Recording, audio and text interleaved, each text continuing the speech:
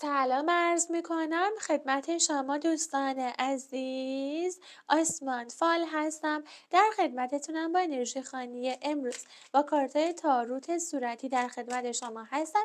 انرژی خانی امروز رو با هم دیگه داشته باشیم. نیت کنید انرژی و فرکانس بفرستید ببینیم که برای امروز شما چه چیزی میخواد دیده بشه. امروز غرق در رویاهای خودت هستی.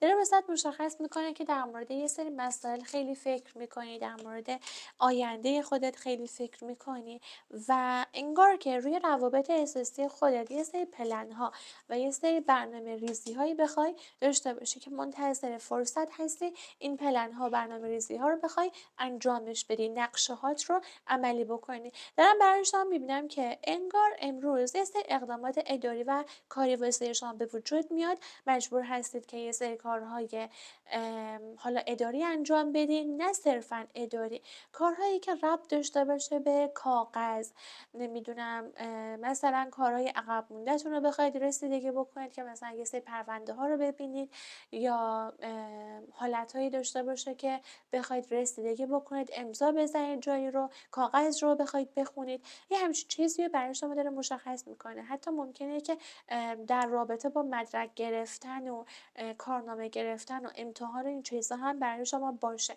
که دارم میبینم اقداماتش رو بخواید انجام بدید. وارسی کردن براتون مشخص کرده که بخواید نسبت به همچین قضیه امروز داشته باشید. خدا رو شکر از نظر اقتصادی واسه امروز شما دارم امنیت مالی میبینم که بخواد به وجود بیاد، یعنی از نظر مسائل اقتصادی انگار که پول خوبی بخواد به دستتون برسه یا کلا اون حد از انتظاری که امروز از خودت داری رو میتونی برآورده بکنی. مشتری برات دارم میبینم، فروش دارم برات میبینم که بخوای داشته باشی و میگه که رفاه نسبتا خوبی برای شما امروز به وجود میادش که یه ذره خیالت از نظر مسائل اقتصادی راحت بشه و داره براتون مشخص میکنه که روی مسائل اقتصادی کلا خیالتون راحت میشه.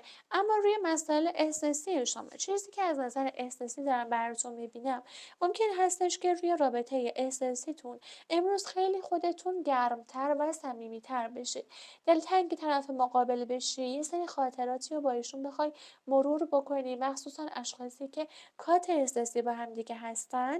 بیشتر واسه شما مشخص کرده که بخواید همش به هم دیگه فکر بکنید یا شما امروز بخوای خاطرات رو وارسی بکنی، در مورد یه سری چیزایی که توی گذشته بوده بخوای فکر بکنی و داره براتون مشخص میکنه که کلا یاد گذشته زیاد میافتی، حالا یا یاد ارتباطی که توی گذشته بوده میافتی و یا یاد یک رابطه دوستانه ای که توی گذشته داشته میافتی و دلتنگش میشی. دلتنگ شدن همچین چیزی رو برای شما داره امروز مشخص میکنه و میگه امروز سعی میکنی که خیلی زیاد از خودت انرژی مثبت داشته باشی. خب دارم انرژی شور و انگیزه برات میبینم که امروز بخوای داشته باشی. این بود از انرژی خانی امروز. امیدوارم که روز فوق العاده عالی و روز پر انرژی و شادی رو در پیش داشته باشید. لایک و کامنت سابسکرایب یادتون نره. دوستتون دارم.